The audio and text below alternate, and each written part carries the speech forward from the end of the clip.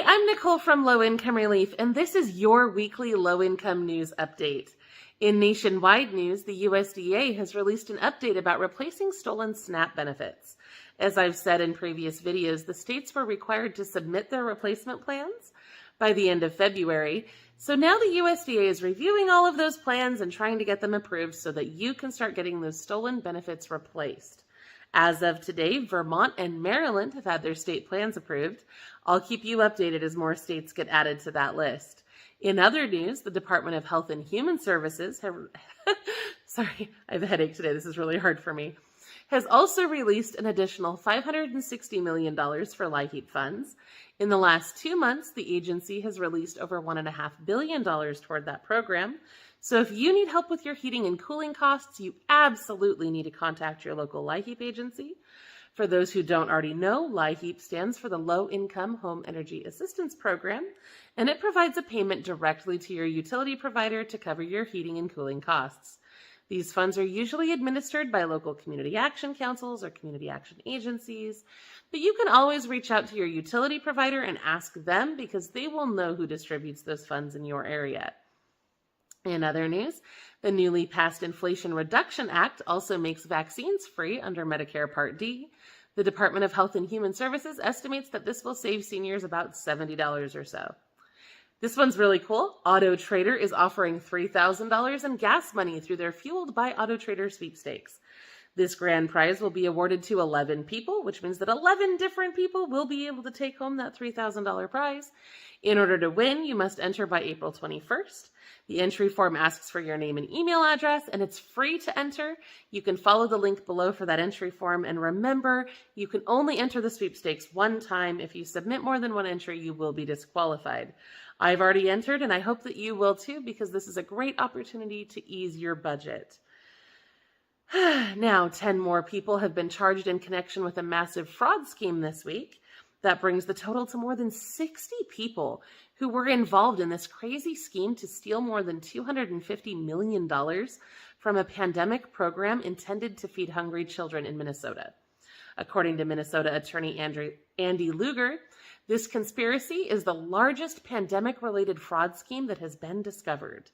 Minnesota nonprofit Feeding Our Future is at the center of the drama, and investigators say that nonprofit received funds that were supposed to be used to feed kids, but instead that money was laundered through shell companies and spent on luxury cars, property, and travel expenses. This apparently was made possible by the relaxed rules during the pandemic that allowed different nonprofits to assist with distributing food, but it's a mess, and I'm glad they're catching all the bad people involved. Now, I know debt collectors can be scary, and in my experience, debt collection activity tends to spike around tax time because those collectors want to get some of that money out of your tax refund.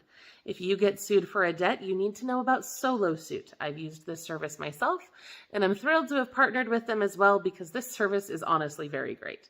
They make it easy to file an answer to a debt collection lawsuit. They'll walk you through the prompts, and they can even help you submit the paperwork through the mail. They have debt settlement services and other helpful tools now too. So if you've got debt, and I know we all do, be sure to check out Solo Suit using the link in the description below. It's a great tool that can really help. And again, I am an affiliate there, so I'm probably a little bit biased.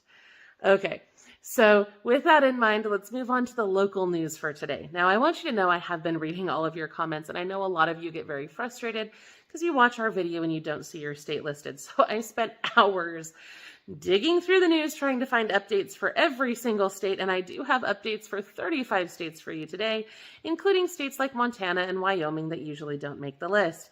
So I hope you'll be patient with me as we move through the rest of this video because it's going to be a long one.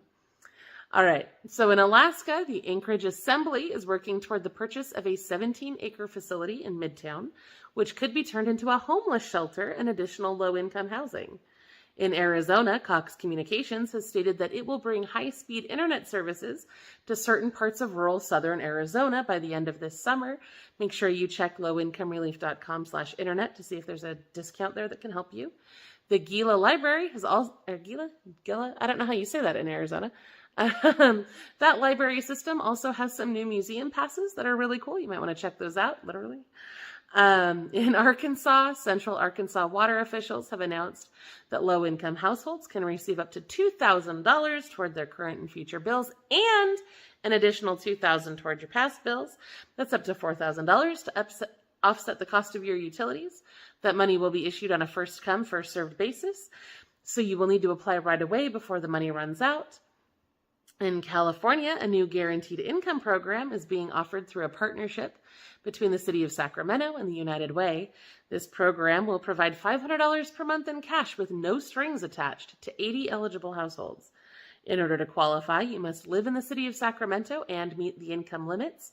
The limits do depend on your household size, but I think they're quite generous. For example, a one-parent, one-child household can earn up to $49,945 a year and still be eligible. Applications are open until April 14th, and you can apply online. Again, just follow that link in the description to get to that application form. Also in California, low-income seniors in Manteca can get a discount on their solid waste bills. The rates will increase to $63.07 by 2027 for regular customers, but low-income seniors can get a discounted rate of $23.71. To qualify, you must be at least 60 years old, named on the utilities account, and meet income requirements. Those limits are based on household size, and the limit is $33,150 a year for a two-person household. In Colorado, a new proposed bill would restrict evictions. Landlords would only be able to evict tenants or terminate leases if the tenant does something clearly wrong, like failing to pay rent or doing something illegal in the home. No-fault evictions would be heavily restricted and require the landlord to provide 90 days notice and pay the tenant up to 3 months rent to help with moving expenses. This bill has passed the state house and is being considered by the state senate, but there's no guarantee it will become a law yet. In Florida, Miami-Dade's PACT group has been working with the mayor to make a plan to help low-income communities stay cooler in the hot summer months. This new program will increase the number of trees across the county to help reduce the air conditioning costs. The city has earmarked $4 million for tree planting in low-income neighborhoods. Sorry, really bad headache today.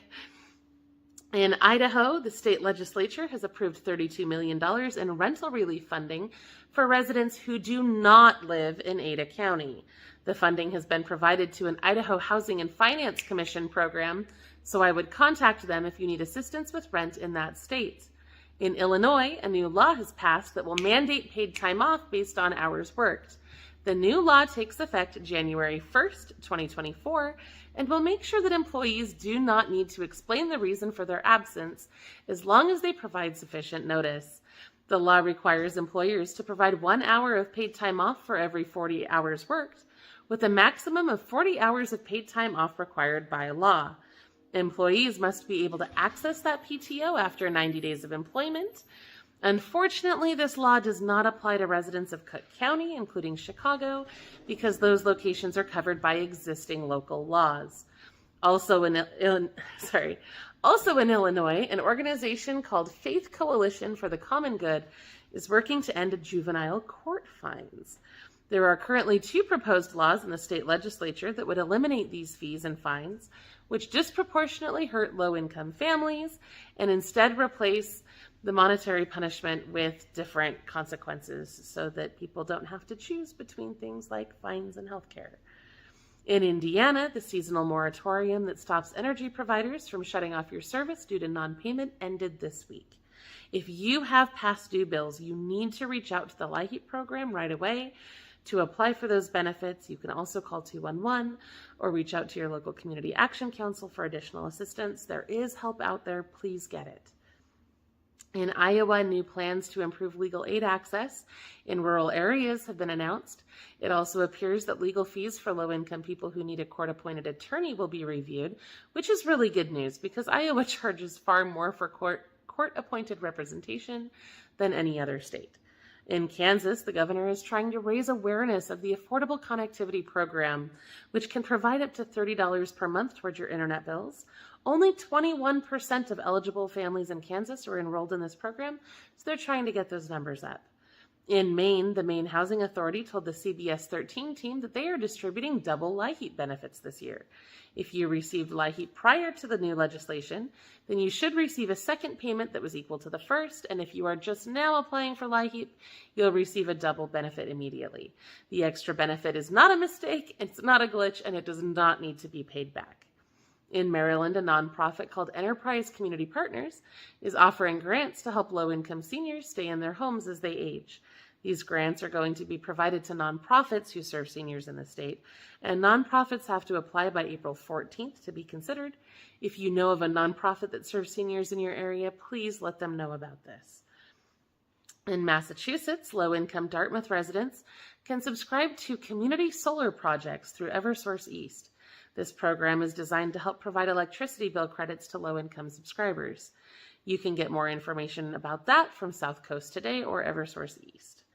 Also in Massachusetts, the city of Haverhill has introduced free legal aid for low-income residents. This program is located at the Citizen Center and is available between noon and 4 p.m. on Mondays, Tuesdays, and Wednesdays. The program can provide pro bono services with housing, elder law, family law, consumer protection, disability benefits, and education advocacy. Okay. In Michigan, Gesher Human Services is offering a free 6-week financial program for low-income residents with credit scores below 620. This program is called Harmony, and it provides assistance with money management, credit improvement, budgeting, and savings. And the best part is that if you complete the 6-week program, you could receive a grant of up to $2,500 from Huntington Bank. According to program representatives, some participants have seen their credit scores rise by 100 points or more, and that can help you get better jobs, better housing, and so much more. So I highly, highly recommend that if you're in the area. Also in Michigan, Wayne State University is offering free college for low-income students. Families who have incomes of $70,000 per year or less will have no out-of-pocket expenses. In Mississippi, the Tupelo Lee Humane Society has been distributing pet food for those who cannot afford it. They can provide up to a 5-day supply per pet for up to 4 pets per household. The food is available on the 3rd Wednesday of each month. In Missouri, a movement is underway to get the state to stop taxing grocery food items. However, certain lawmakers are fighting against that proposal, so please reach out to your state lawmakers if you're in that state and tell them to stop taxing groceries. In Montana, there are several exciting proposals underway. First, lawmakers are considering extending Medicaid coverage for postpartum women. Currently, Medicaid only covers mothers for 60 days after they give birth. The proposal would extend that coverage for 12 months postpartum. Second, the state is also considering ending the tax on Social Security income. Currently, the law is really complicated. It exempts a certain percentage of those payments from taxes, and then if your income is below a certain point, you don't pay anything in taxes. The new law that they're proposing would just simplify all that by saying that Social Security is not taxed. It would be great. Nebraska is also considering ending their tax on Social Security benefits this year. According to what I read, it looks like that's already in the works. They're just talking about implementing it sooner. That state is also considering another law that would make more people eligible for cash assistance by almost doubling the income limits for TANF cash benefits, which would be amazing. In New Jersey, utility providers can begin shutting off gas and electric services for unpaid accounts this week. If you have unpaid past due bills, you need to contact LIHEAP right away. Your utility provider may be able to refer you to additional resources that can help, but there is help out there. Also in New Jersey, the governor recently signed a new law that expands eligibility for free veterans funerals. Any veteran who has an income that is 200% or less of the federal poverty level can have their funeral paid for through the state's veteran services. That's something worth knowing. In New Mexico, legislation has been introduced that could help low-income people get cheaper utility bills.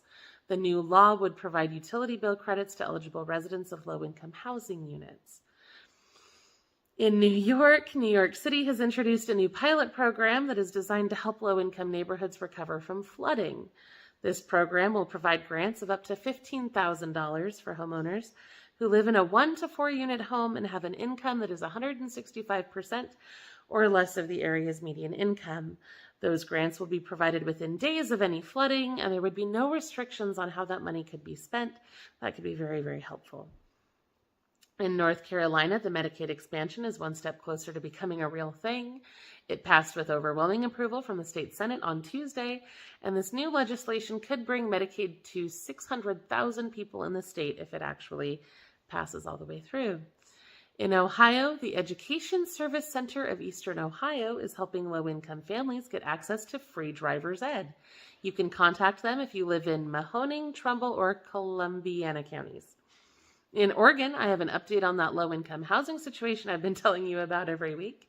The tenants who were going to lose their low-income housing successfully convinced the Washington County Housing Authority to purchase the Woodspring apartment complex. The county has made an offer and is waiting for a response, but in the meantime, this has given hope to all of the tenants who were facing homelessness as a result of those rent hikes. I think that's really cool, and I'm excited to see how this plays out. In rural Lane County, Oregon, there's another cool program taking place. Key Bank is funding career technical education classes for high school students. This program gives high schoolers the chance to learn how to build sheds, and those sheds are provided to low-income residents who live in mobile home parks owned by the local St. Vincent de Paul. Pretty cool partnership there. In Pennsylvania, Neighborhood Works of Northeastern Pennsylvania received $8 million to help fund home repairs for seniors. Seniors can get up to $50,000 in grants through this program, which can be used to fix roofs, replace windows and siding, and make homes more accessible and safe for seniors. In Rhode Island, lawmakers are considering a proposal that would provide free school breakfasts and free school lunches to all public school students, regardless of household income. So that's going to be something interesting to watch. In Tennessee, the Tennessee Homeowner Program can provide up to $40,000 in home repair grants.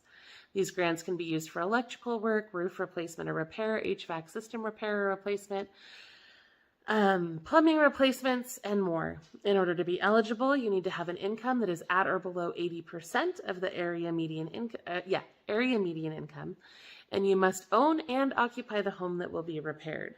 There are certain ways that landlords can get that help too, but if you're applying for yourself, those are the rules.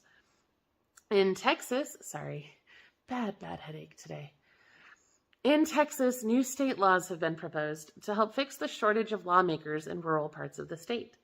The Texas Tribune reports that low-income residents of over 200 rural Texas counties have to wait up to 5 days to be appointed an attorney, which means that they're staying in jail longer, they're missing more work, and that causes other hardships. The new law proposes to give lawyers up to $180,000 to repay their student loans if they practice criminal law in a rural area for 4 years. The hope is that this will bring more lawyers to the area and help solve that problem. In Utah, there are a group of doctors in St. George that are offering free healthcare services to uninsured, underinsured, and low-income families in the area. They offer medical care, mental health services, and even dental services at no cost. If you'd like to see it for yourself, you can visit the Doctors Volunteer Clinic on Riverside Drive in St. George. In Virginia, lawmakers have announced that the state will invest $93 million into 56 low-income housing projects around the state. This money should create 3,825 affordable rental units and 111 affordable single-family homes. In Washington state, the state is also looking for ways to tackle the housing crisis. Lawmakers are considering increasing the benefits offered by the Housing and Essential Needs Program, but no decisions have been made there yet. In West Virginia, a new round of LIHEAP funding has become available. Senator Capito announced that the state will be receiving $4.8 million in funding, which will be used to help with heating and cooling bills, as well as weatherization services during 2023. In Wisconsin, the UW system is getting ready to fund their first year of the Wisconsin Tuition Promise program this fall. The program provides full tuition coverage for new in-state freshmen whose families earn $62,000 or less per year. The program is open to students attending any University of Wisconsin campus other than UW-Madison, since that campus already has its own Tuition Promise program.